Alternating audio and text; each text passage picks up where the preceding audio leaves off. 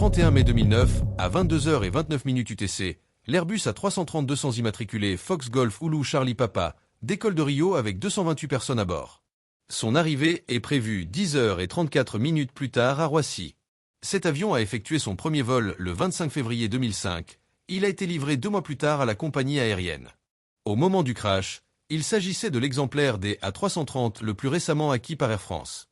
Quand il s'est crashé, l'appareil comptait 18 870 heures de vol.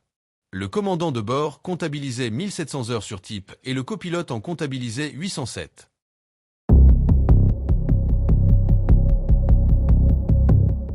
L'avion décolle donc le 31 mai 2009 à 22h29 UTC. Au début, le vol était calme et les pilotes appliquaient les procédures comme d'habitude. Peu après minuit, alors que l'avion volait à 35 000 pieds, le pilote automatique était engagé.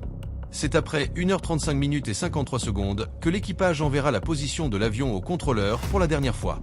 Il s'agissait du point de navigation Untol. Après cela, seuls des messages automatiques seront reçus. 10 minutes après, l'appareil entra dans une zone de légère turbulence. Il s'agit d'une zone de convergence intertropicale qui est réputée pour ses orages violents et ses cumulonimbus. À environ 2 heures, le commandant de bord laissa sa place au deuxième copilote et le briefa sur les turbulences.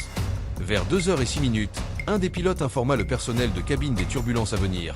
2 minutes plus tard, un pilote proposa de changer de cap pour éviter les turbulences. L'équipage réduisit la vitesse et activa le système de dégivrage des réacteurs. Ensuite, l'équipage effectua un changement de cap de 12 degrés à gauche pour éviter une zone fortement perturbée.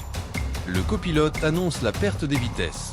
Le pilote fait de grands mouvements de manche, surtout à cabrer, et l'assiette atteint 11 degrés. L'avion grimpe encore, malgré les demandes répétées du copilote de descendre. À 37 000 pieds, une vitesse valide réapparaît mais déjà diminuée.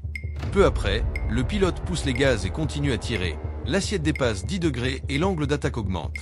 Le stabilisateur horizontal se braque progressivement en cabré maximal. Le commandant est rappelé, mais avant son retour, l'alarme de décrochage retentit de façon continue pendant 54 secondes. L'avion atteint 38 000 pieds, puis commence une descente incontrôlée à moins 10 000 pieds par minute, avec un angle d'attaque supérieur à 40 degrés. Les moteurs restent puissants, mais l'avion décroche totalement. Quand le commandant entre dans le cockpit, les vitesses deviennent invalides puis reviennent. Les pilotes continuent à tirer, maintenant un angle d'attaque supérieur à 35 degrés. À partir de 2h14, les alarmes GPWS résonnent.